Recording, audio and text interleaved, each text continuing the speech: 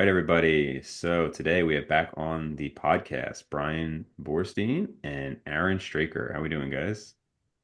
Doing great, Dave. Glad to be here with you, brother. Good stuff, man. So a lot to dive into today. And I was going to actually start with lipid updates, which I think I talked about this before. I have to like tell myself right now, I'm gonna make that video before this is released because I've just not been doing it and not been doing it. I've been experimenting with the cholesterol panels and whatnot since last February with dietary manipulation and whatnot. But my friend whose wife just had a baby, the wife, they were worried about diabetes and just like during pregnancy and whatnot. And so they got a CGM. So then my wife, I mean my friend, he's also kind of neurotic with the health stuff and everything. So he's sending me all these readings. He's like, "Oh man, am I pre-diabetic and whatnot?" So I'm like, "All right, well, like I've had a CGM before, so I want to talk about that a little bit because I know Aaron, we've talked about your fasting blood glucose before and how that's been. I don't know, Brian, have you ever used a CGM? Never have entertained the idea a few times, and I'm still kind of intrigued by it. But I think what initially intrigued me about it was the health ramifications of those exposures to high glucose readings. Yeah. And I feel like as I've learned more and more since then, over the last year or two, it seems like those exposures to high glucose readings aren't quite as debilitating to health as maybe originally thought or pushed by Peter Attia, who says it should never go above 120 or 140 or whatever that number is. Yeah. And it seems like, at least from my understanding, that the general spectrum now has shifted to if you're a healthy metabolically healthy person, you can handle those higher exposures and be fine. And Aaron, you did use the CGM? Yeah, two different times. So I think I did a month in total, and there was like I did like a because they each last for about 2 weeks, right? Before you have to change it. Yeah, these Dexcom ones are 10 days, but yeah, roughly. Okay, yeah. And then I had a period where I did like 2 weeks, and then I had like a week or two off, and then I did like 2 weeks. Mhm.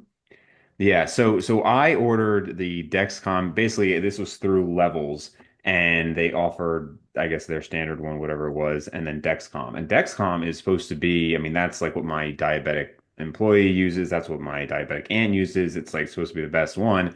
And this was the G7, which is the newest one. So I installed it. And I'm like, okay, I'm curious. I have no concerns about diabetes. Like, there's certainly things that I want to optimize and whatnot, but I'm like, okay, I'm a lean, decently muscled, active male. Like, it's just not a concern. There's no real family history. Like, the aunt is not a blood relative. So, no real concern. And I get this thing, and I wanted to have it for Christmas because I definitely eat a ton on Christmas. And I ate a huge amount of these sticky buns. It's literally like the best thing I eat all year. And I saw it go up to 173, and I was like, geez, that's pretty high. And then there was some stuff up and down throughout the day. And I was like, well, okay, they do say that the first 24 hours it can be a little bit wonky. And then throughout, I just was getting these readings where I was like, this does not make sense. I'm seeing like 150s for like, high carb meals, but nothing crazy. I'm waking up with like fasted 110, 120. I'm like, this is just kind of crazy. So I went on Amazon and I just bought, like the standard finger prick ones and it was not even close to the same. I didn't have any that were over 120-ish with the finger prick. I just got it yesterday, actually, and so I took my team out for hibachi. So I got sushi, hibachi was great. And this thing told me, the CGM told me that I spiked up to 196 after having the hibachi. And then I came home and had like a little bit of like something sweet. So I'm looking at this and I do the finger prick, and again, it never had anything over 120. Woke up today, tells me I'm at 148 fast. The point is, like, there's all these aberrant readings that I don't trust it at all. Now, they do say you have to calibrate it, but in my mind at least, if you were to calibrate it, it might say, okay, well, this is saying 150, the real number is 130, so we have to relatively bring it down 20. But I've had numerous examples where, again, this morning it said 138. My blood glucose said like 105. Mhm. Then haven't eaten anything, goes up to 148, blood glucose in the 90s. So it's not even directionally Mhm. accurate. And I understand there's a delay between blood and interstitial and whatnot, but still, I mean, literally, like I would just throw this thing out, and Hmm. then I put in a second one. It's not even working. It's I don't know. So you're literally catching me after like an hour of trying to make this second one work, and I'm just like so over it. But it honestly, and unfortunately, I don't want to say unfortunately, just you have to be objective. It does really make me question Peter Tia's obsession with these things because the reason that another reason I wanted to try it was because we've talked about statin usage, which we'll get into as well. But there is a slightly increased risk of becoming diabetic on a statin, and that seems to be dose dependent and depending on how strong the given statin is. So I'm like, okay, this would be good for me to know. But man, him and his whole team are so strong on CGMs being super useful. And like you said, saying that you should never have these high readings. I have seen some studies saying that even the occasional high readings can be problematic, but I've seen evidence to the contrary as well. So I don't know. I mean, I know it's not like necessarily within both of your wheelhouses other than just us talking about it conversationally, but to me, it's just, I don't know. Like after my experience with it, I basically I'm ready to just completely dismiss it. Yeah, that's too many standard deviations away for the between the blood prick glucose and the levels or the Dexcom one. Yeah. And I feel like you have to trust the pin prick or the finger prick one more because it's acute and it's accurate. I mean, it's legitimately your blood, Yeah. right? As opposed to the interstitial fluid that the other one is measuring. Yeah, and they give you a control solution to make sure, like with the finger prick, to make sure that that's relatively accurate. And to be fair, even the finger prick can have variations, which is another thing. I was like, okay, if I'm calibrating the CGM to the finger prick, but then what's the finger prick calibrated to? Because there can Right. be actually a 5-10% error there as well. But ultimately, I'm just kind of like, I think for people like us, like unless, not that again, you can become type 2 diabetic and not be obese, but for most people, I think it might just be superfluous. And if Mhm. if most of your morning glucoses are normal and you're healthy and whatnot, I don't know if I would really recommend it. Aaron, what has your You're experience been? very similar to Dave's. The first one I didn't use levels. Levels mine is from 2000. It was the like summer of 2021 when I did it. So it's a few years ago at this point.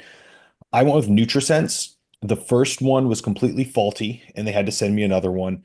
And then I was running into the same things. It was giving me like 130s and stuff. And I'm like, I'm pricking my finger. I'm doing it at the same time, and I'm getting these wildly different readings. And we did the whole like, oh, well, we can calibrate it off the finger prick. And I'm like, well, now we're just basically changing the data to like what I want to see, Right. kind of. And that was the whole purpose of doing this like continuous glucose monitor. What I was more so interested in, and I know I've talked with you guys about this, like my body runs high fasting blood glucose. It runs right around 100. Sometimes it's a little bit lower. Actually, in the past year, it's been the lowest I've ever had it consistently, funny enough. Um, but I just wanted more information. And what I found was that, like, yeah, it runs pretty high in the mornings. That's just what my body likes, especially in when I'm sleeping too, it would run high. And then throughout the day, even post meals and stuff, I was never pulling like a 170 or anything. I think like my big carb meal post training would like very minorly hit like 140. And then that was like the highest I'd ever seen. And then all throughout the day, it was in like the 70s and 80s and stuff. Yeah. So my curve was pretty interesting. Um, my it's an acute reading, right? Like I've always leveraged like the HbA1c. Is that continuing to increase, or on blood work, like getting a fasting insulin as well? And I've always been someone like my body's fasting. My fasting insulin comes under the reference range about like 50% of the time. Hmm.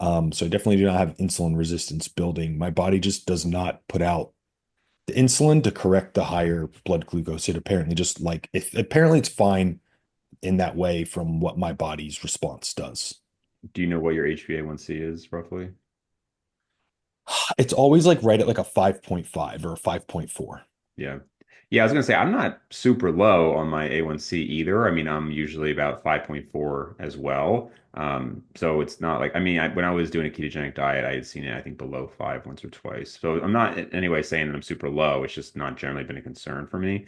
I don't know if this is going to show up on the screen. Probably not. Well, yeah, you can kind of see it. Yeah, I can see it. So this giant spike was hibachi, and then it went up, and then it's saying I went down to 72. Now again, this is middle of the night, and then ramped up to 148. Like there's just no way any sort of cortisol. I mean, that's just not Mhm. reality. So yeah, like I said, I maybe I'll try to put this third one in, try to calibrate it.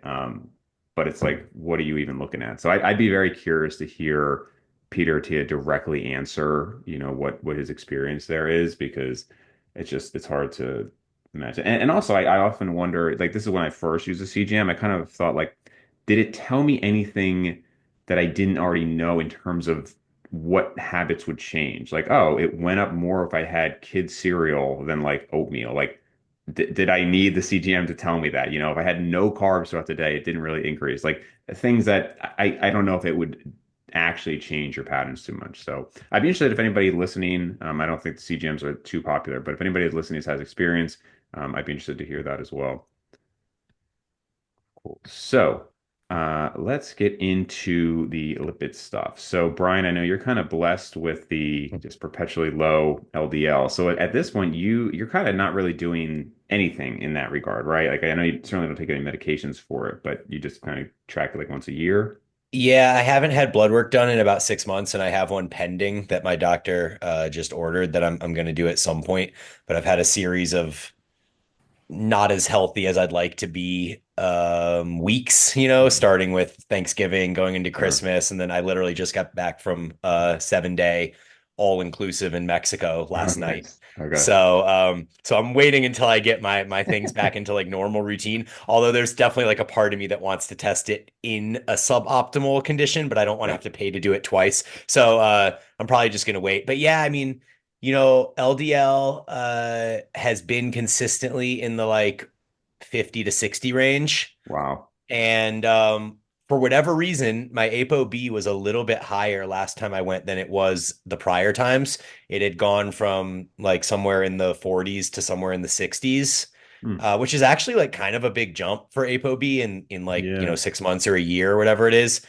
So that's one that I'm definitely looking into seeing what the next reading is when I do get this testing done a second time. But yeah, I'm not super worried about it. If anything, I would say it's almost the opposite where, you see some studies that people that have super low LDL have a series of issues that can pop up that are related to having low LDL. For example, I believe I read one study that talked about an increase in cardiovascular risk from LDL being too low, in that there's like a certain amount of cholesterol that's going to be protective. And so I don't know where that point is. Like it's been so low perpetually forever. I'm not sure if I just have some sort of genetic issue with that. Yeah, it's interesting because especially like you said, the relative jump there. So my ApoB, just eating like a pretty normal, lower saturated fat diet, is generally in the 70s. So like my last five, 73, 71, 78, 73, 73. So whereas our LDL, my LDL is over twice what yours is. Like it's like well, maybe right around twice. It's like mid 90s. That ApoB is not too different. So and obviously, they're not exactly the same, but that is interesting. Yep. You have less cars carrying all that LDL, or we have the same amount of cars carrying the different number of passengers. Right. Yep. And before we get to the Straker on that, I was just going to say I did actually do blood work after we went to the beach for 3 days and then a lake house for 3 days. And it basically cost me nothing to get blood work. So I was like, all right, I'm just kind of curious. And I had, LDL had gone up substantially even in just that week. It had gone from like low 90s with like the low saturated fat to like 107, I think it was. So for like 6 days, I mean, significant. And then, inflammatory markers had gone up and like a clotting marker had gone up. So just to see sometimes, and that is one of the benefits if you trust your CGM, I think tracking any of that stuff when you can acutely see, oh wow, like I not only potentially feel worse and the scale goes up, but I can directly see in blood work that like this is going worse. That can be something that I think can help people realize, like, all right, like if there wasn't already enough guilt with the junk food, now there's this very tangible thing you can measure as well. Yeah, for sure. I mean, I I've been really bad the last 2 months. Like I think we all are, all of us guys that lift weights, and other than Straker, who's like perfect all the time, but like guys like like me and you and Abel, I feel like the period of Thanksgiving through New Year's is just always going to be a period of time where we're not doing things optimally, and maybe there is some value in getting like a blood test at the end of that period, and then also doing one in the mid year when things are more clean. Yeah, yeah. And that's actually will be the next topic, but before that, I want to hear from Stricker because I know you were doing a few different things to experiment with your cholesterol, right? Yeah, so I mean, mine I like Dave from your diet, like it is pretty acutely related to diet. And I actually just last week got labs. Which side note, I was putting things together. I got blood work done 7 times this year, Yeah, I'm which is probably like right around there. completely unnecessary and over the top. But if I was like traveling somewhere, because here in Bali it's like pretty expensive, except like some of the basics, well, even the basics are expensive. But if I'm like, oh, I'm in Australia, labs are dirt cheap. Like I'm gonna get labs. Like anywhere I travel to, I'm like, oh, I'm gonna pop in and get some labs because it's cost effective. But no, actually, just last week, or I guess the week before Christmas, sorry, not actually last week, got some labs. I had an ApoB of, sorry, I had to convert it here to the American numbers. 80, which is I think the lowest ApoB reading I've ever seen It's awesome. Yeah, myself. nice. Yeah. Um, HDL still sitting at 60, which I'm surprised has not been lower for because of PED reasons. LDL was at a 112, so a little bit higher, but I'm also eating over 4,000 calories per day. And I eat pretty late at night related to that, even though my fats are lower, but that's not outside the norm. And I was sick the week I had the labs too, so Mhm. not the most cleanest reading of things. I'm just counting here. So I've had blood work done 9 times this year on my own, plus 2 times when I don't know if you guys remember, I got super, super sick Yeah. earlier in the year. So if you count those two, it's 11. I mean, that was like at an ER, though, but just going to get blood work 9 times, and then I will have another one in a week.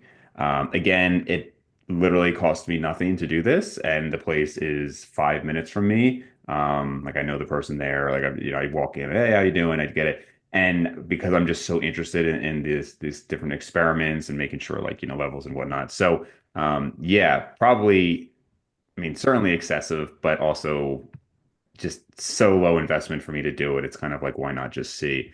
If anything, I actually, so I even have like a link in my description there for oh my God, I'm blanking on the name of the test kits. How am I blanking on this name that like everybody, all these. Let's get checked. Yes, thank you. Yeah, so I'm a great advocate clearly for that. And I've used them plenty, but honestly, like it's literally easier for me to just go get this blood work because it's like so systematized for me at this point versus breaking out a kit and doing the blood myself and going to the post office. So I don't think that's the case for most people. But for me, it's just so easy. But um, but yeah, so Aaron, you had tried. Did you initially try a statin or you had initially done other non-statin routes? No, there's a supplement that you can get here that contains ezetimibe. It's like a PED protections sort of thing. And I had used that, but then I actually later in the year just started buying Dean St. Mark's like heart protecting, kidney Oh health yeah, sort of yeah, thing yeah. because they it's like all the clinically researched, efficacious dosage in it. And I don't want to be like spending my time, piecing all this shit together. Like Dean St. Mark's one of the brightest people in the game. I'm like, I'll just buy his stuff. So I didn't want to be taking super high amounts of like N-acetylcysteine and TUDCA. So I have not been taking the ezetimibe with that. But that is my plan, really, just to add that in. And I did pull my lowest numbers ever when I was using that one. Yeah, I guess no supplements are regulated, so it kind of is like the same. I guess I just get concerned, and I've had Dean on the podcast, so I mean, he seems like a smart guy. I just, but this isn't just for him being enhanced. I mean, just anybody who like has their own supplement line. I just kind of wonder how things are regulated. Like for example, I was potentially going to make a video on Kinobody's got this like Kino Mojo nonsense and whatnot, and just to see like, okay, did this actually do anything? I just don't feel super comfortable just experimenting with like random people's supplements. And again, not from like a like him as a person, more just like how does he verify? And I don't know the answer. Do you guys know like how they're verifying their source material and whatnot? I mean, some of them are like third party tested and you can request like batch numbers and tests and stuff. I I don't think as a consumer like you really can. You pick the people that you seem to want to trust based off of how they carry themselves, the things that they may have potentially to lose, that sort of thing. But yeah, it is completely unregulated and it's a trust thing. Yeah. However, if you're asking me, and obviously you're a professional in this, Dave, so you might have a differing opinion, but I would trust certain people in the space who I think are very, very have a high moral integrity, equally or more so than like certain doctors or compounding pharmacies and those sorts of things with our the current state of our Yeah. medical system. Yeah, I mean, certainly when it comes to compounding pharmacies, I think there can be clear issues there. I mean, there's been like plenty of reports of issues with compounding pharmacies and whatnot. Like even I had I think it was when I was super sick and they were trying to give me something through a compounding pharmacy. And like it was probably fine, but I've seen issues. And at the end of the day, you're just dealing with people and some people don't care about their jobs. And it's just, it can be a little risky there. The last thing I was just going to say on the lipid stuff was I heard Atia recently say how he does not recommend pretty much any dietary changes in 2024 for people trying to lower their LDL. Like, I mean, he literally said, like, these days we just have so many medications for it. I wouldn't recommend changing your diet at all, which is kind of a shocking statement. Like, again, Yeah. obviously, I like Atia, but there are some things he says where I'm just like, I don't know if I'm on board with this. Well, that Um, doesn't fit into the Medicine 3.0 framework at all. Yeah, I mean, I'm sure he would argue that, like, I mean, he literally says, like, there's no side effects to PCSK9 inhibitors, and, like, why wouldn't you just do it if you have the money for it? Obviously, he's, far more well-read in that topic than I am, but to me, it's just like, and he acknowledges that statins are not side effect free, but they still are the, primary medication used for this purpose.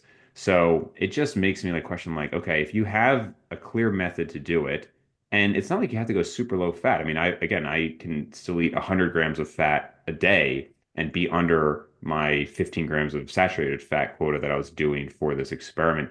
It is restrictive and it is kind of annoying, but so is like a healthy diet in general can be restrictive. So I'm not saying one is right or wrong, but it's just kind of a shocking statement to hear somebody say like I would not manipulate diet at all for that reason, like because you could just up the dose of these different medications. That to me does not fall in line with my beliefs for sure. Yeah, I mean, especially with what you've experienced with your decreasing of saturated fat and the results.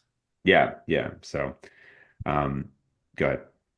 I had a little insight. I was in Malaysia a few months ago and I got labs done there. The morning after I arrived, and it was one of those like typical standard travel days where like I was walking a bunch, I missed like hours of eating, and I got to the hotel like super late, and I just needed to eat. Like all the restaurants are closed. It's like 10 at night, and I'm like, okay, I'm just gonna eat, and I just ordered like a steak and some vegetables, right? Vegetables come like doused in oil, and the steaks cooked in probably butter because I forgot to ask them, not to. I'm like, it is what it is. I was so hungry, I just ate it all. But like obviously a bunch of saturated fat. My LDL was off the charts the next morning on those labs. Yeah. It was like a 190 something, like by far the highest I had ever Mm, seen it. interesting. One time, like a couple years ago, I pulled like a 150, but it was super high, and it was literally that meal that I had the night before. Yeah.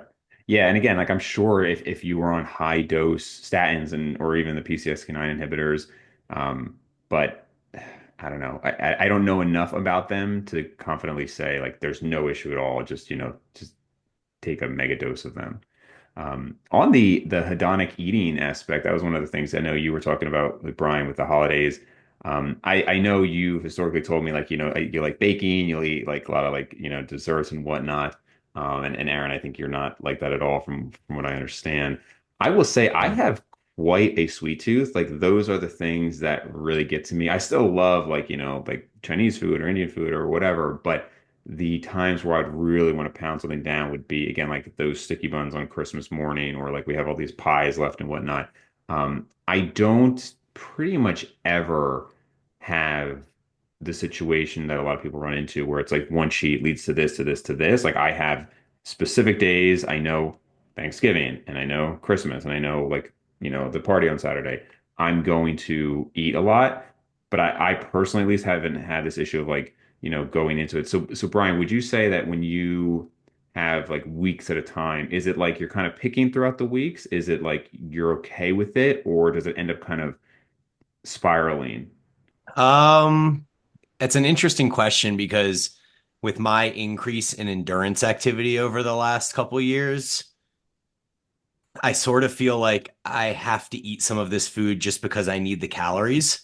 And so I don't Yeah. know that it's necessarily excess. And so the implications on my metabolic function are probably different than they would be if somebody was eating those foods and in a caloric excess. Mhm. So for me, like the last since March, basically, when bike season started, so 10 months ago at this point, I've pretty much been eating some version of unhealthy, hedonistic food pretty much every day, Mm. with varying levels of it. Like some days might just be, at the end of the day, I have a brownie and something like a scoop of ice cream. And some days it might be I have 15 cookies and half of a batch of cake. It's Yeah. like it really depends. And it depends on how much activity I did that day, how much activity I intend to do the next day. So if I know I have a 3 hour bike ride planned for the next day, then I might go purposefully overboard and eat sweets, even beyond the point that I want sweets. Because I feel like I need those calories for my body. Because I haven't gained weight. Like that's the thing is like I'm doing all of I was this gonna and ask, my yeah. weight is still just 195 all the time. It never Mm. changes. It's like up 2 pounds, down 2 pounds, whatever. So I can't say that these hedonistic um, consumptions are even pushing me into caloric excess. So I don't know that it's the same. But Yeah. yeah, I mean, to be frank, like I'm eating a lot of it, and it's I'll eat pizza a couple times a week. I'll have cheesesteaks. I have no problem eating steaks cooked in butter. Um, a lot of bagels and cream cheese. Like Oh wow. all of that, but on top of making sure I'm getting fruits and vegetables and protein and all of that too. Sure. And Aaron, you're basically pretty strict all the time. Yeah, I don't, it's been years since I've had pizza or a burger, probably like 5 years. Wow. But I have to say, it's not because I don't enjoy like a pizza or a burger. One, it's like Brian's what Bryan just provided there is like the perfect contextual answer. His body weight doesn't increase. He has these like long endurance, energy expenditure outputs that he needs to prepare for. He's what he didn't say, but Bryan also has a pretty, I wouldn't say rigid, but consistent structure of how he eats Mm-hmm. on top of it, right? Like he's eating at the same times, typically around his training and stuff, like in the mornings. Like he's pretty structured. It's just this thing at the end of it, right? That's the Mm-hmm. thing that people always miss when they hear something like that, right? Like Bryan's very structured, Yeah, yeah, and then yeah. at the end of the day, he typically just has like something, but he's body weight stable and has been Yeah. for a year. Like that's really important. For me, it hits me so hard and I feel so terrible after eating those foods. Mm. It's really easy not to. And then in a context for me, like if I was just to go eat like a cheesesteak and ice cream, right? Diarrhea planet. Mm. So like my next training day, I'm dehydrated. I didn't get my food in. I get poor training, and it's like the acute negative impact is so obvious and consistent for me. And I've learned that lesson the hard way so many times. It's easy to be like, yeah, I've done that 30 times and it's burned me 30 times. I'm not going to do it 31. Interesting. Yeah, no, I mean that totally makes sense. And it's a good point about, Bryan, like at the end of the day, that is very different than maybe like a typical 40-year-old who's inactive, who's binging several times a week. Obviously, very, very different. And honestly, like even like the like, around exercise aspect, like you said, is something that I think is worth bringing up. One of the frustrating things about not being able to believe this CGM data is because I very much wanted to see how that affected it. What I will say is, and again, can I trust this? I don't know. But the first day I had it on, that there was that big spike after the sticky buns. Now I just got up, that was Christmas morning, ate a ton of it, like literally over 300 grams of carbs in that one meal. Um, the next day, I did 50 minutes of fasted cardio and then had basically the same meal. And instead of seeing it go up to like 170, it basically went up to 120. Now, Mhm. again, like at that time, I was saying, wow, this is really a great example of how the exercise can abate some of the negative issues. Unfortunately, since then, these readings have, stopped believing them. But if that was the case, and I will say that does seem to be what most people experience, the people who have tracked this data, it seems to be, if you can have it before and after, and not like right when you're going to bed, probably a better thing. Again, in your case, Brian, like there's so much exercise all the time. And again, your weight's stable, which is one of the reasons I haven't been like overly concerned about it too, because I cut down. I'm quite lean at this point, and it's been mostly stable as well. But I do wonder from a hedonic and almost life enjoyment standpoint how that is because I've had different periods of this where I remember in high school, like being proud of how long it had been since I'd had any sort of cheat off my diet. I mean, I was tracking, it was like 84 days since I've had a cheat of any type at all. And I found that very limiting to my social life. We've talked before about how I regretted that in high school. It was just not a good decision. What I do find interesting is these days, like we don't really think about this anymore, but we kind of all have a superpower to manipulate our body weight at will that to the average person is a completely foreign concept, right? Like the average, think about like most people in America or the world, most people are overweight. They're constantly wanting to lose weight. And they'll ask, oh, like, how did you do that? How did you lose this? How did and like for us, it's literally just second nature. If any of us want to lose 10 pounds, we can just do it. And if we want to gain 10 pounds, we can just do it. And that is, like I said, such a foreign concept for most people. So what's funny is when I was younger, maybe you guys too, if you were to have some big cheat, the thought is, oh man, I might gain fat. I added all these calories I have to make up for. To me now, I personally don't have that at all. If I have, again, 3,000 calories of sticky buns, it's just not even a concern from a calorie or fat standpoint. I just undo it. What is a concern is all of these health ramifications. And again, going back to what I said earlier, now you can measure it. So I can say, wow, I did that. It increased my LDL, it increased inflammatory markers. I feel like I have some acid reflux from eating all of that and then going to bed right afterwards. Like it's all health. So I was just wondering how you guys, if that's like completely relatable to you, what I'm saying, Mhm. or not as much. Yeah, I actually think the health factors are more important to me in the sense that when I do one of those big hedonistic excursions, food wise, I I I pretty much won't do it if I don't have an intention to have a large exercise bout the next day, or if I didn't just have one that day prior. I also make sure to always do postprandial walks after any really big meals, like any of those cheats that occur over, Christmas, Thanksgiving, whatever.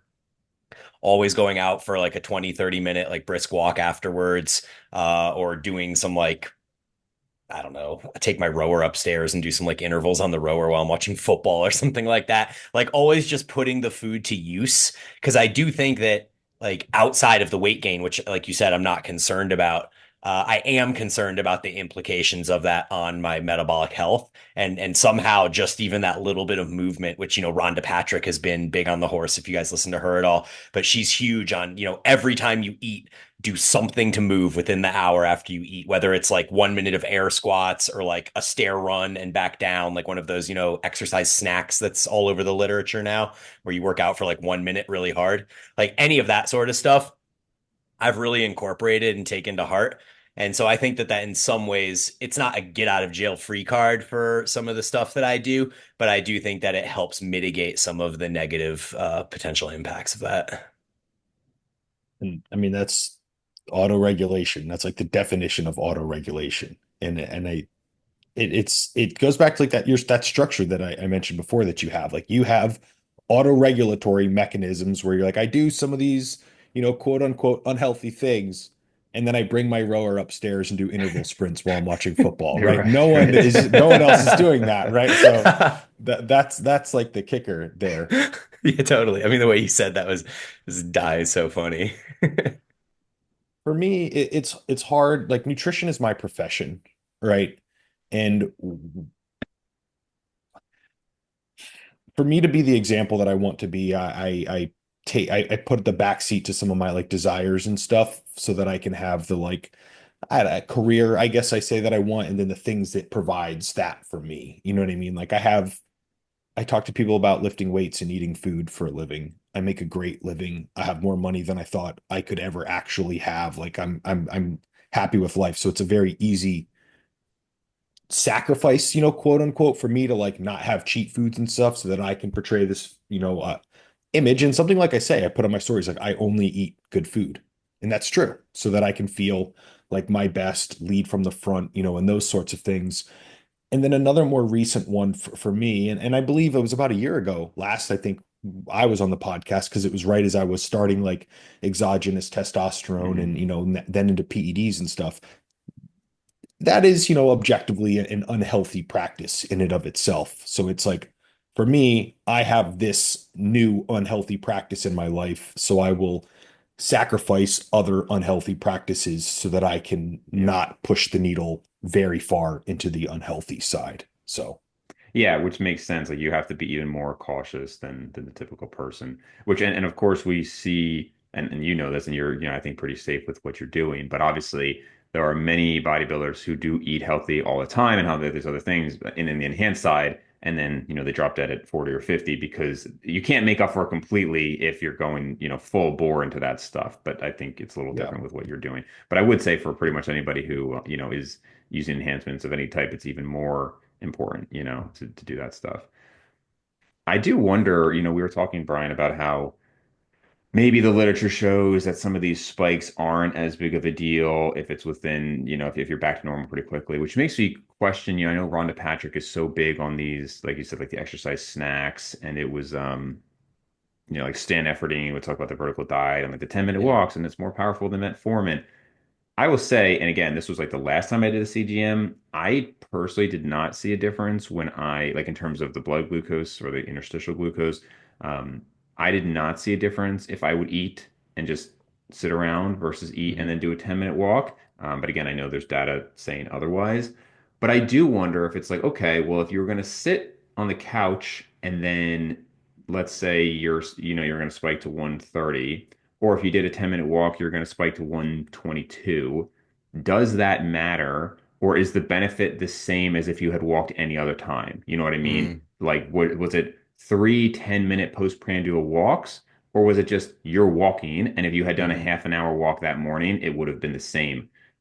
I don't think you could have, to power a study enough to show that would be, I think, very difficult over the amount of time to see real world results. Mhm. But I don't know. I could see how you could kind of logic your way into saying it's better to do it right after eating, especially if it was, like brownies and stuff like that. I think maybe even more so, but I'm not sure. Like I personally, I do not walk after all of my meals. I don't really want to.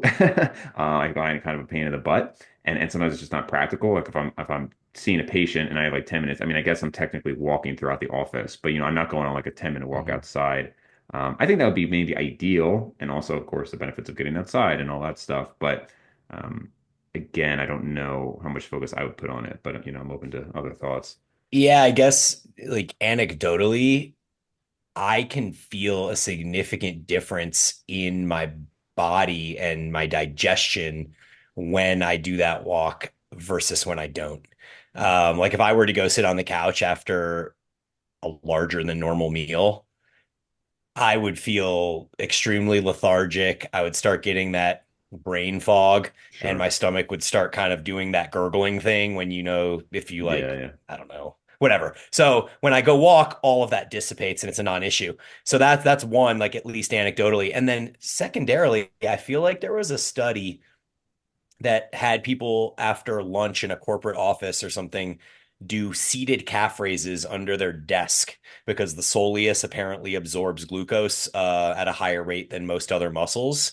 Hmm. And they found that if you literally just go under your desk and do highly focused on the contraction portion of soleus calf raises while you're working, it the study, I believe, this was Rhonda Patrick, I think, or Attia, one of the two. So I didn't read the study. I just heard from them. Someone go look it up.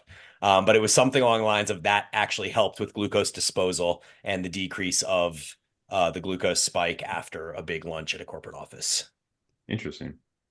Yeah, I can't say I've seen that study, but it's interesting. So Aaron, so you basically at this point, you're kind of living more of like the monk lifestyle and just to kind of go back to what I was saying before, what I've found is, everybody has different things that set them off or things that like they find pleasure in, so like Steve Hall, for example, has talked about how he just eats basically, I think not that he doesn't enjoy food, but he basically just eats what he needs and he doesn't have this like strong positive response from food as much. I mean, I'm sure anybody who's severely dieted would, but obviously there's people who just get more reward from different things.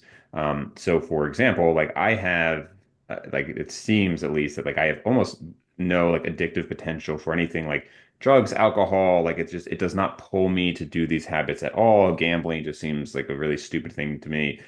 Anything like that, I just have no desire at all for it. But then there's other things where like I love food. I'd say I'm a foodie, even though if you were to look at my diet, you'd see, okay, like 90% of your meals are the same thing. All of my team members comment how I eat the same thing. It's very boring. They're like, don't you want to live? But ultimately, I actually get a very strong reward from good food.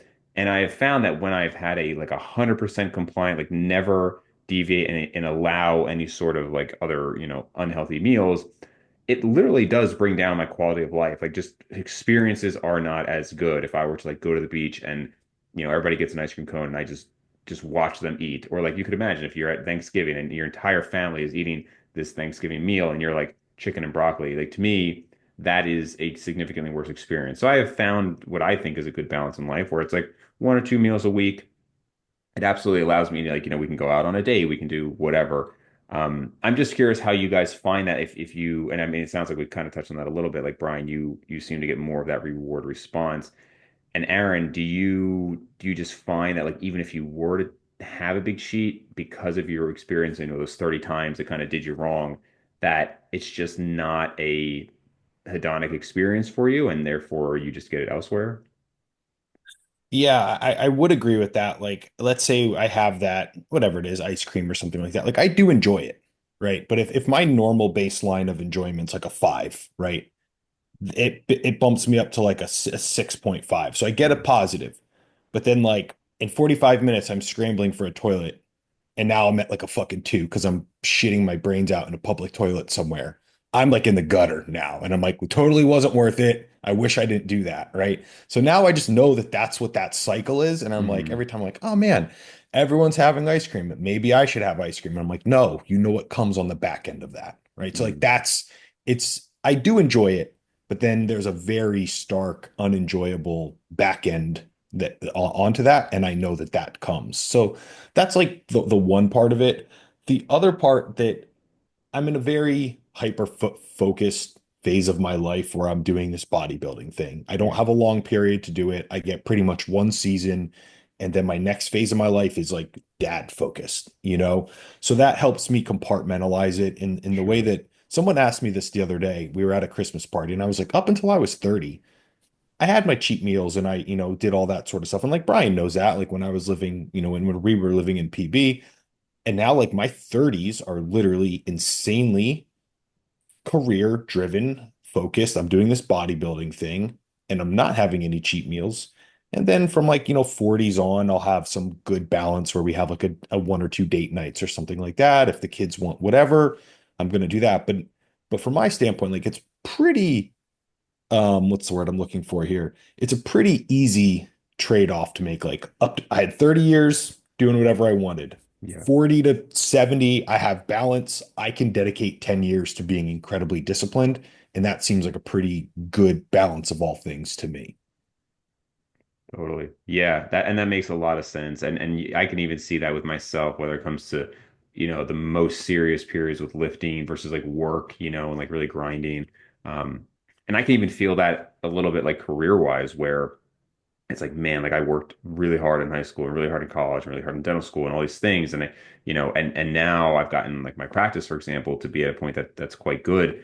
And I'm not backing off yet, really, but I could feel with there's this window where like, okay, get into like family mode, for example, where the drive for this is not as high as like for this anymore, and you just kind of balance it. So like for you, it's like that drive for bodybuilding to be the best.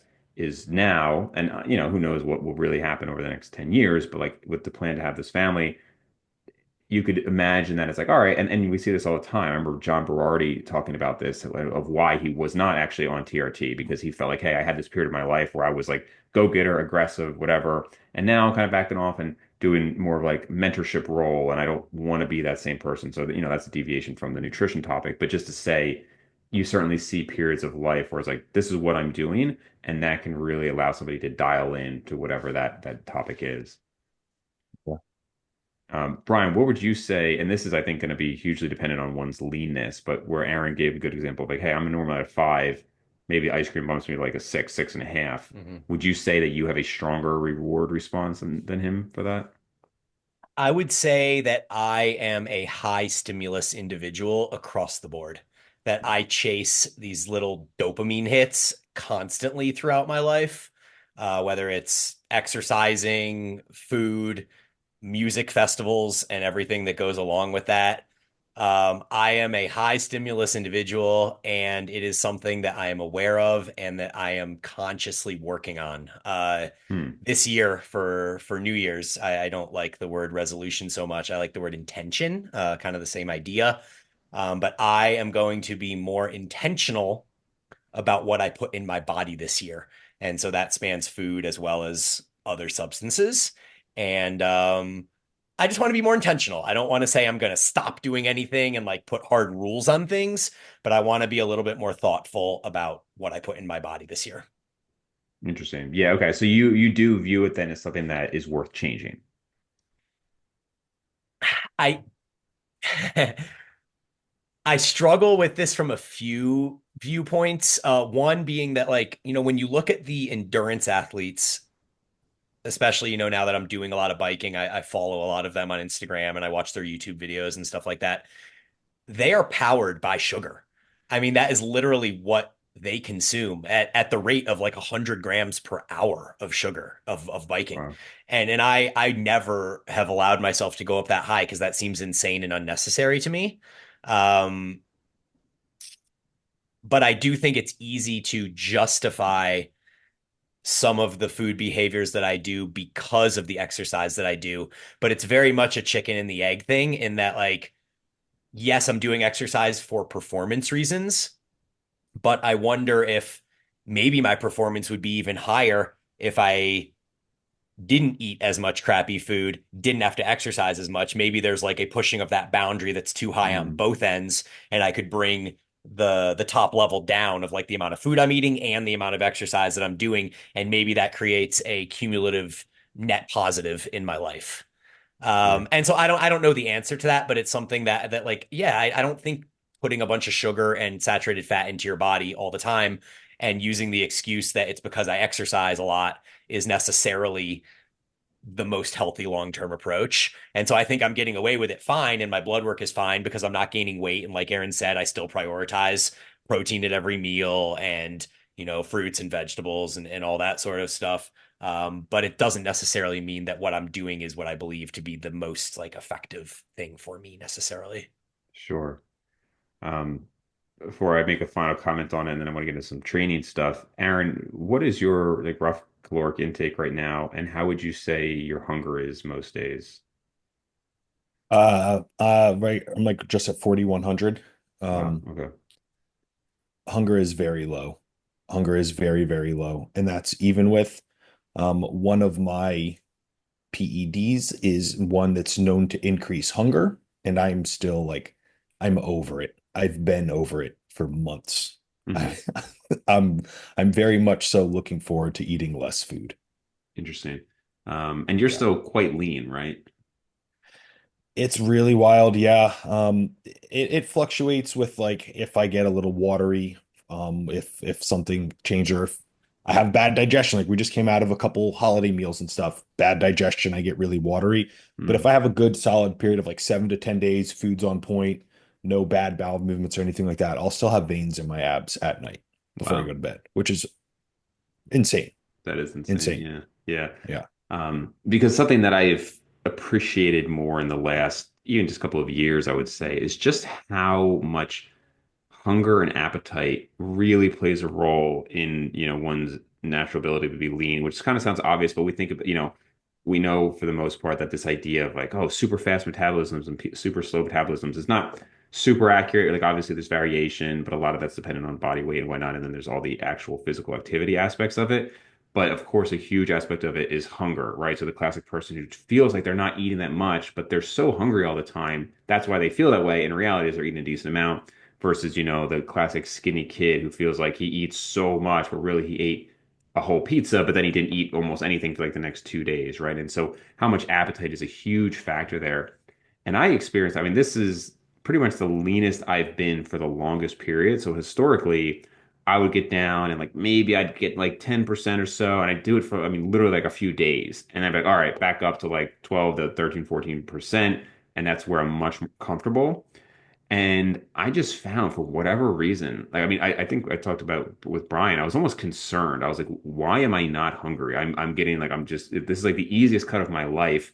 Strength's pretty good and it wasn't like I was eating 1,500 calories. I mean, I was dieting on 2,300, but like I just wasn't hungry, and so I just like I'd have a day, and some days like middle of the week I might be at 18 and be like 1,800 calories, I should say, and just not really care to eat anymore.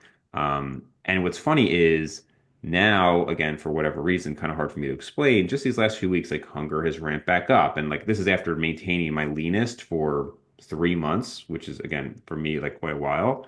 And so now it's ramping back up and I'm noticing this food focus. And I just think like, and again, that's where like things like Ozempic are probably going to play a huge role in the future and whatnot. But I just find that very interesting and how much it could change my psychology on like how easy is this? And it's not anything I'm necessarily doing differently. It's just for whatever reason I'm hungry or not. But relating to the reward aspect, it's funny because as Brian and I've talked about, like I don't do any drugs, I don't really drink, and I don't even feel the reward if I were to partake in those things. Whereas my food response is very strong. Like literally, if you said like, what's your ideal night? It's like not clubbing, it's not this. It would be like I sit in and I eat junk food with Sam, we watch a movie. Like that to me is just like a nearly perfect night. And the response, if I were to say my baseline, if we use five as a reference, that could be like an eight or a nine, even. I mean, like it's a very strong response. Now, fortunately, like I said, I have no problems just immediately getting back to my normal diet, but that response is strong. And of course, even more so now as I'm lean. If I'm 210 and I'm close to 20% body fat, there's still a response where maybe it's a five to a seven. And then you don't think about it as much, but still the variation there. Like I've had people be like, oh, like it's just food. And I'm like, just food? Like that's a big part of life. But maybe it's the Italian in me. That's probably what it is. I had a So quick question to yeah, that, yeah. Dave. Would you say that your kind of the hunger returning was before the holidays or kind of came about through the in-betweens of the holiday seasons and meals? Good question. I thought about that as well. It was kind of right after the holidays started, which could be that like, hey, you're kind of in that mode of like you've eaten that junk and now you want more of the junk. And for sure, I have noticed that where I actually even made like an entry into my log where I said, it's like I want to incorporate it into my life, but when I finished my diet and I was like pretty strict with everything, we got Indian food. And like immediately I was like, I want to get Indian food again. My sister brought you guys know what crumble cookies are? Yeah. Like all these Mhm. variations, these huge cookies.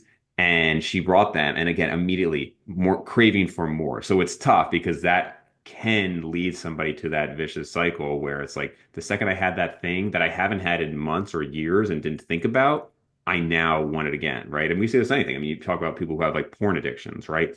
They quit, but if they get back into it, they spiral down and it just Mm. revamps whatever brain chemistry they have going on. So certainly there could be an argument for just a totally aesthetic lifestyle and just not engaging that. Obviously, everybody's gonna have to find a balance that works for them.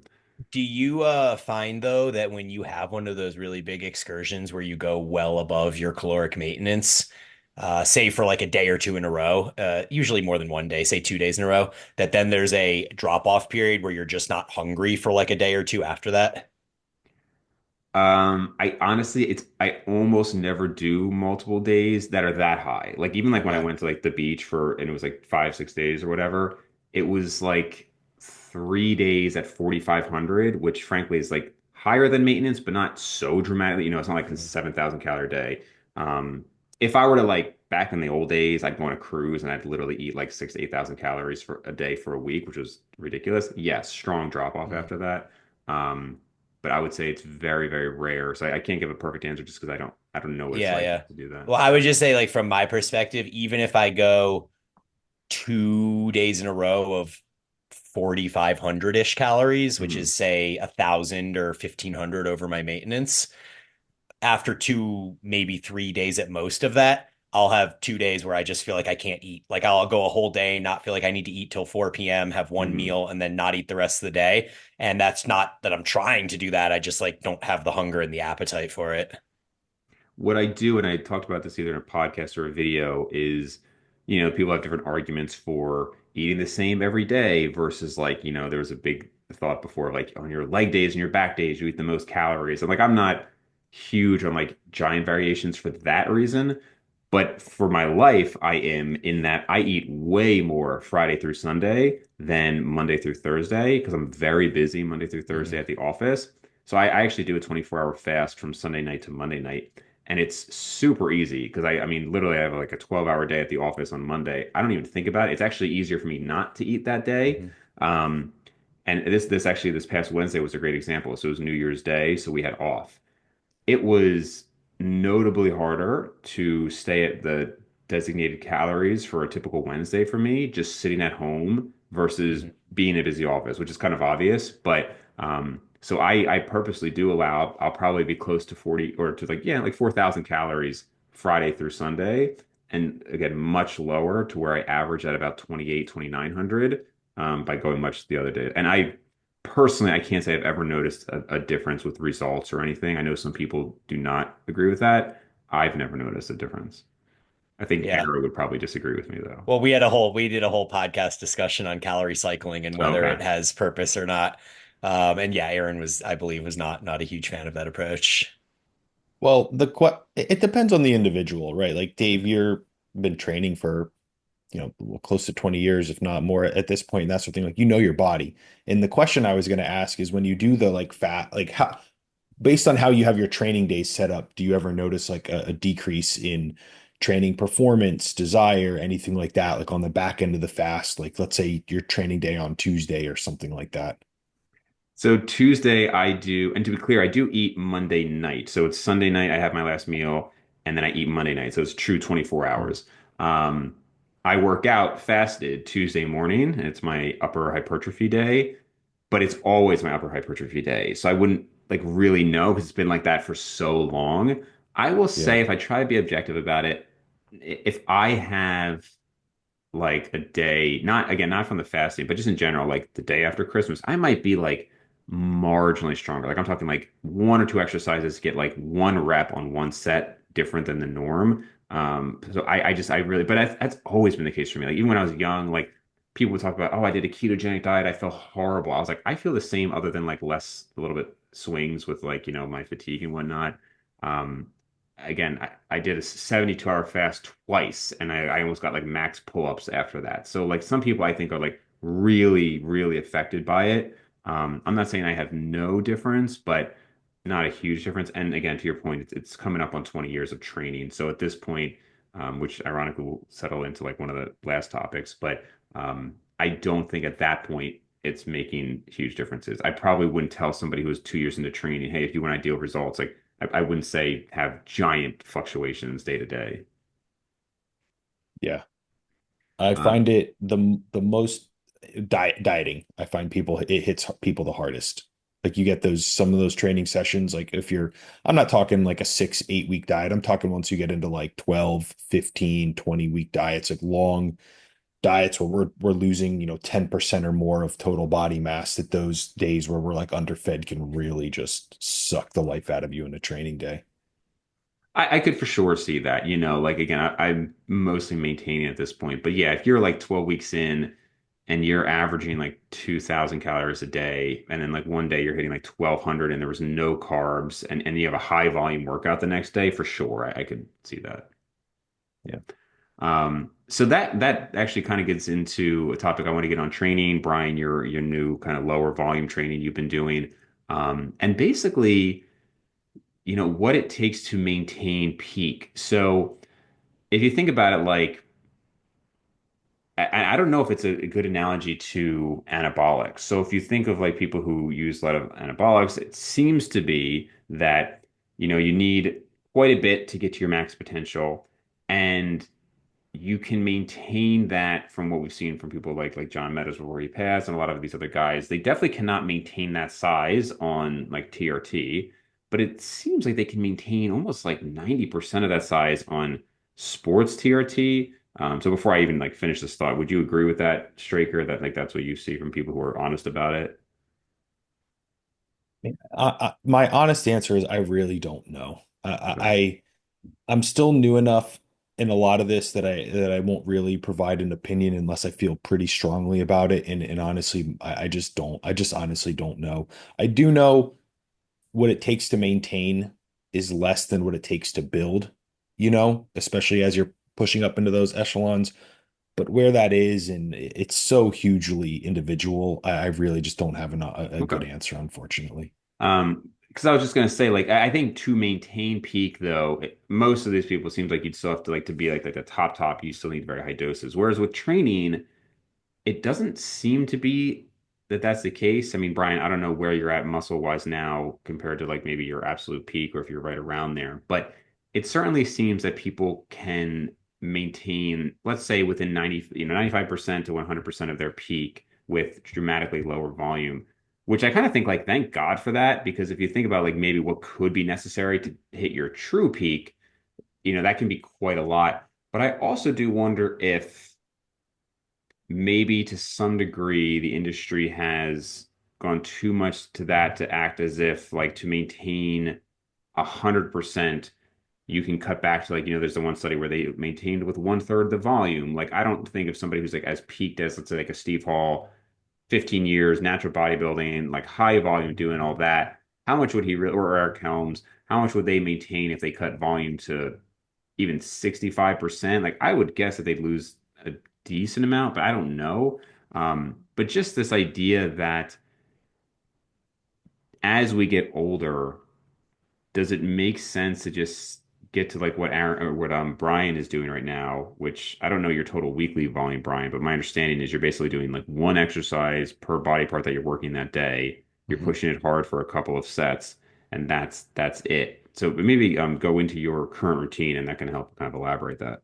Yeah, it's been great. I switched over to a more abbreviated training style right around the springtime when bike season started because I had learned my lesson the prior year of trying to do, typical hypertrophy bodybuilding style evidence-based training and also trying to bike, and it just didn't work.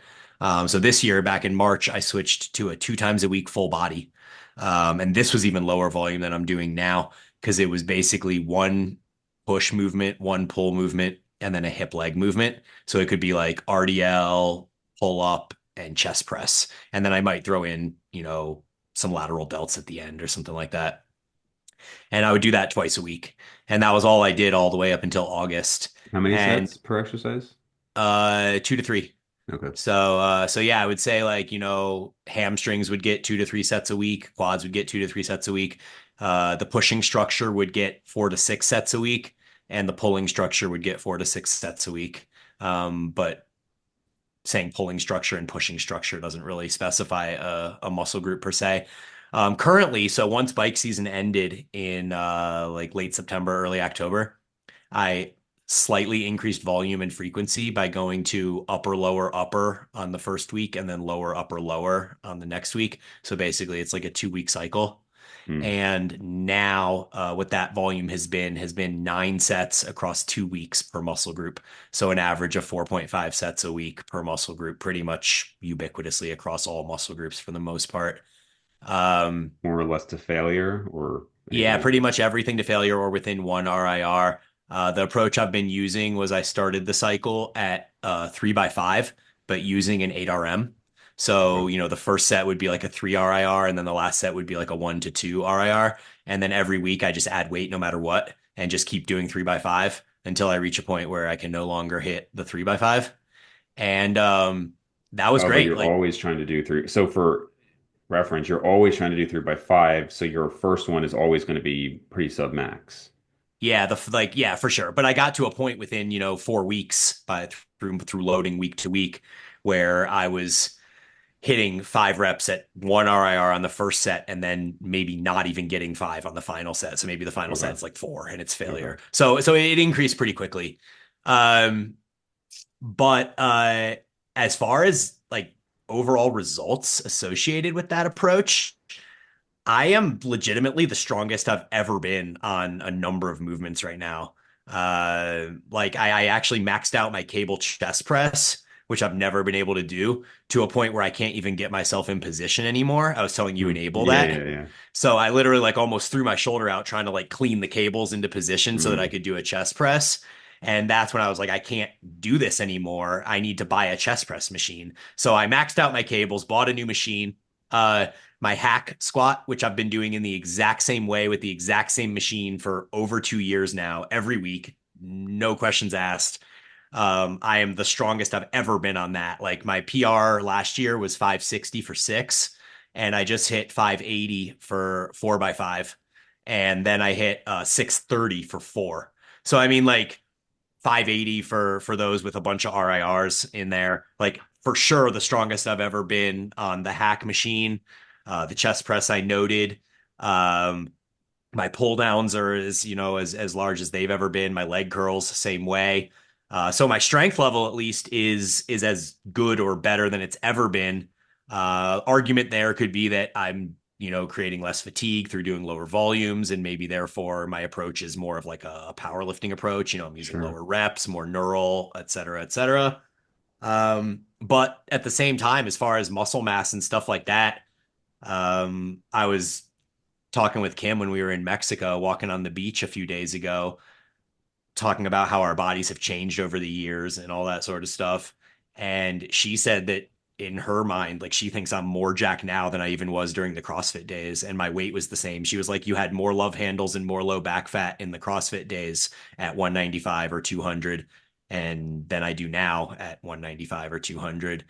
And my legs are significantly bigger because I never really prioritized training legs until the last few years, honestly. Like I did them because they were something I had to do, but never Yeah. something that I really like put a lot of focus and energy into. Um, so yeah, I mean, I wouldn't be surprised if I'm at my like all-time best right now. It's hard to say for sure though, without dieting down and doing pictures or doing Yeah, some yeah. sort of similar assessment. But overall, like I can't imagine ever going back to a higher volume bodybuilding style training anymore. Like I just love training in the 5 to 8 rep range, and I love only having to hit one movement per muscle group per day. Like I think I'm getting so much more out of each thing that way than I ever was doing two, three, or four exercises per muscle group.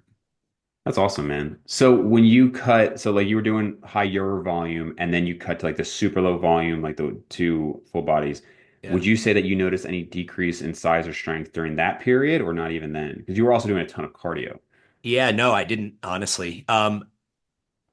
Tough to say on size, um, because you just don't know after 25 plus years of training. But no, my strength never decreased. That was another difference is last year when I was trying to do the bodybuilding style training, I started noticing decreases in strength around August, a few months in.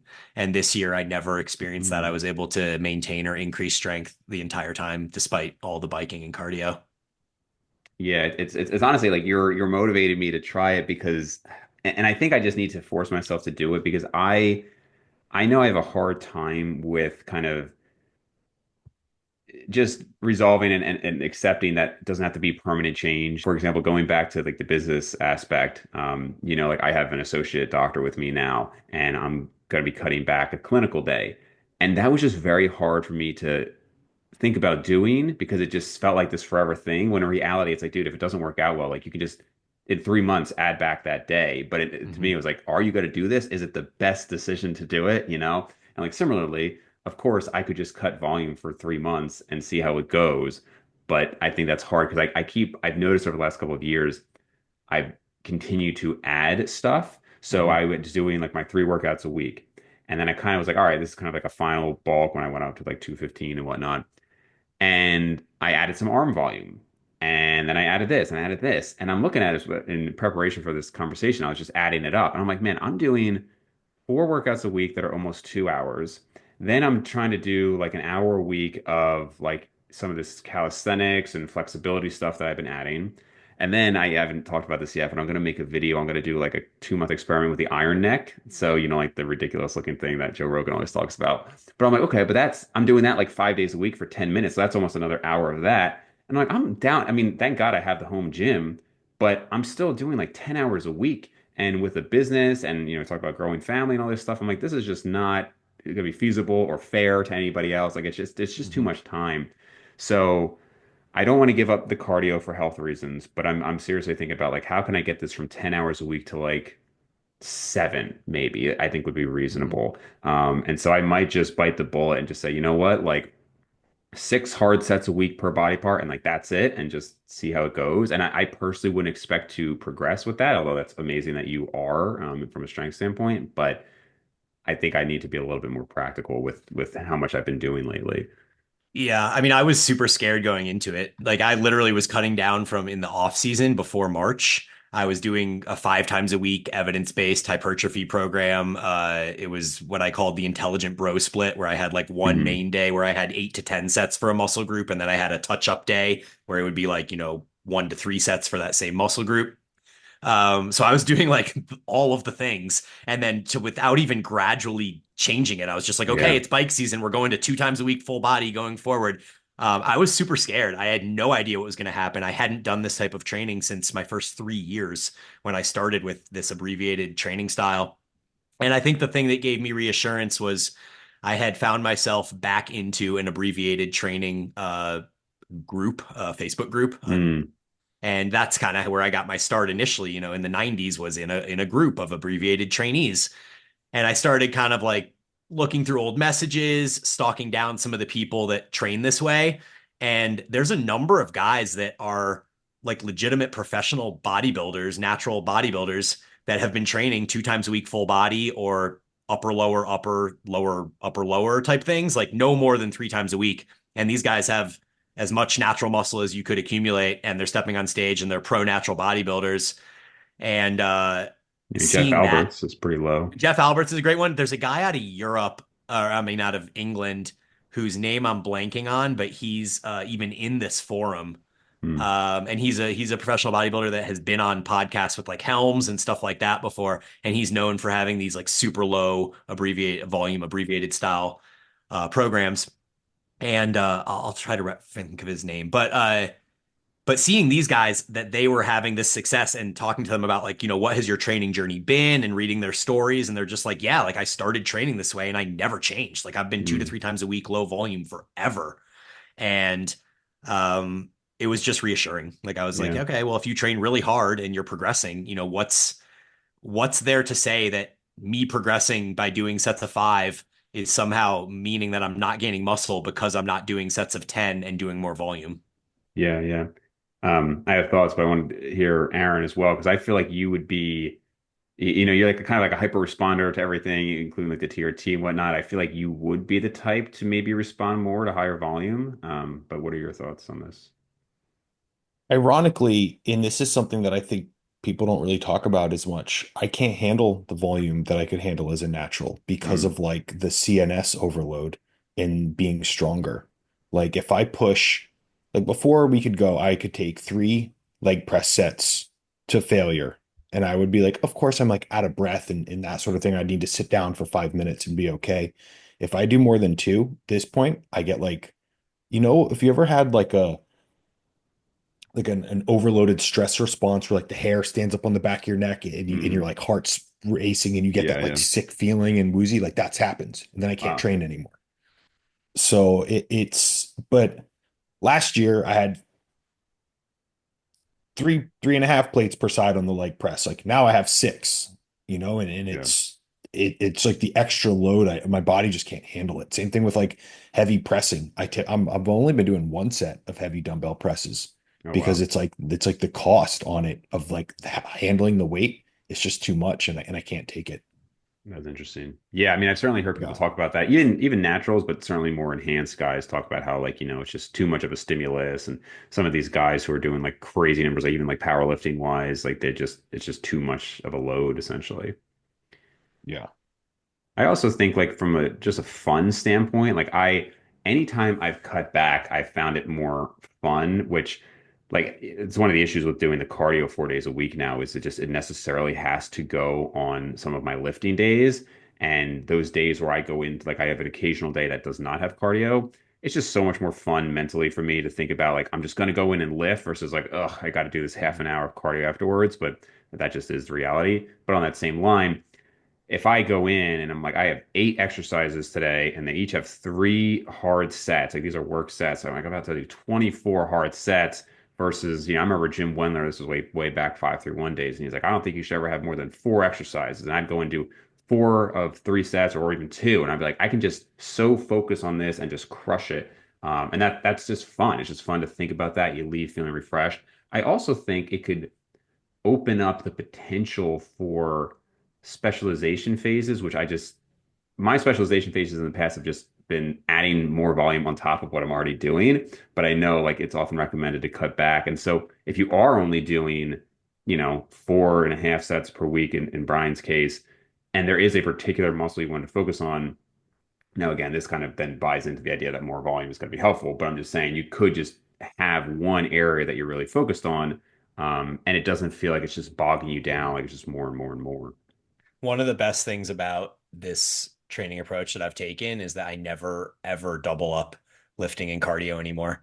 And so I'm able to go into every session. I train every day. It's like either it's cardio or it's weights. But Hmm. every session that I go into, it's like this is the thing that I have to do today physically. And when I was having those days where I would have a lift and have a cardio, one of them would get half-assed, just not even Yeah. because like just subconsciously, you end up kind of pulling back a little bit. Is it 4 cardio sessions a week then? Yeah, so I'm lifting 3 days a week. If I'm being honest, it might be 3 days over 8 days. I don't always hit those 3 sessions into the calendar week. So maybe Hmm. it's like, 6 sessions over 16 days or something like that. But yeah, like I'll just alternate. Like I basically go cardio weights, cardio weights, cardio weights, So cardio weights, and just do that endlessly. still mostly biking because it's pretty cold there right now, I'm No, I haven't assuming. been biking at all, actually. That's been a Okay. huge change. So this year, for the first time ever, I've decided to start running. And Oof. I know. So I started that in October once it started getting cold, and I've only had 2 bike days in the last 2 months. Just on nice days where it's like 55 and sunny, I'll go out and bike. But the majority of my cardio now is running. Occasionally, I'll do a row if it's like snowing or just absolutely treacherous outside. But the great thing about running is that 32 degrees running feels amazing. Like you're cold Hmm. for the first 2 minutes, and then you're like beanie off, hoodie off, like so hot. Like it feels amazing. So I've become a huge fan of running these last few months, and it's Are you also been gonna another what? I was gonna say, are you gonna finally get an accurate VO2 max then? Because you're gonna be able to Well, do a treadmill test? I don't know, man. I don't know. Yeah, I mean, I guess I could try that. My running hasn't been training for VO2, like I'm trying to use it more aerobically. So Okay. I'm doing like hour-long runs that sometimes are a Wow. mix of, well, they're not all steady state. So maybe I'll run like 20 to 30 minutes steady state, and then I'll do 30 minutes of minute on, minute off where the intensity ramps up a little bit.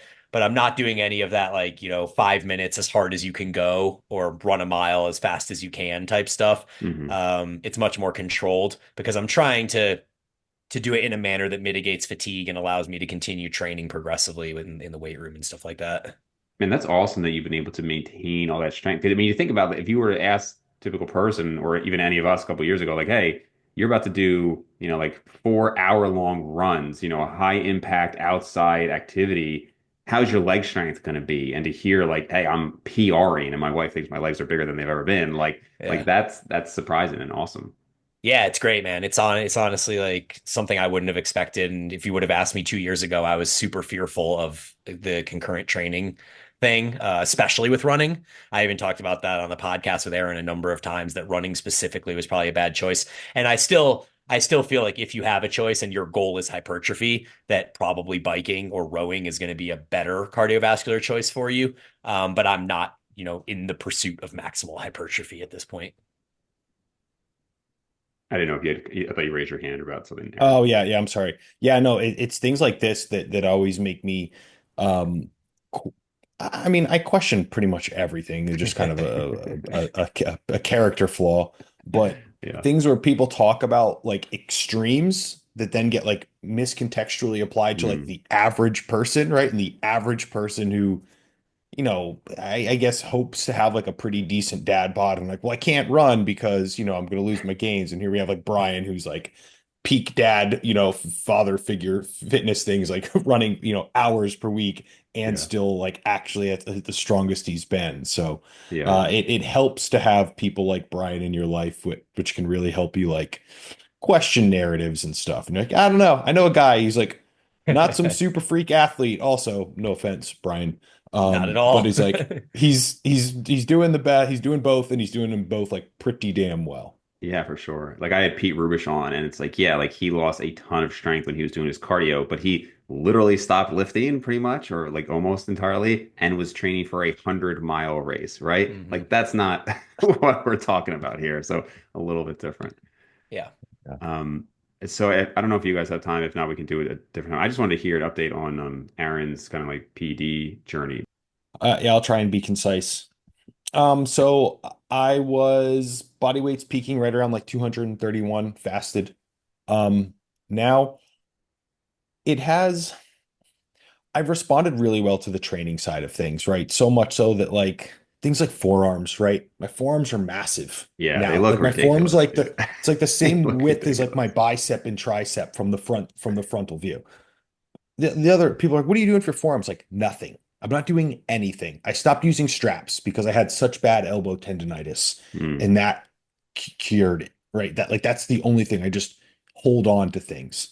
Calves finally started growing, right? And I'm not doing anything crazy, all this volume, doing like two sets, two hard sets. They just started growing now. wow. So from a response, it's been good. I can't say I'm someone I feel like there's some people report that you go on PEDs, you feel amazing all the time. I do not. In full transparency, I do not. Um, I've talked about this with Bryan before. Like one of the beauties of being natural is like you turn 15, 16 or whatever, like you go through puberty, you might have a little bit of a 6 to 8 month phase or where your hormones are settling in. Like I remember I'm a very like mild tempered person, but I had like a 6 month streak when I was like 16 where I was a hothead and was like trying to fight people and stuff like in very uncalled for situations. But since I've been like 17, I've been super mellow.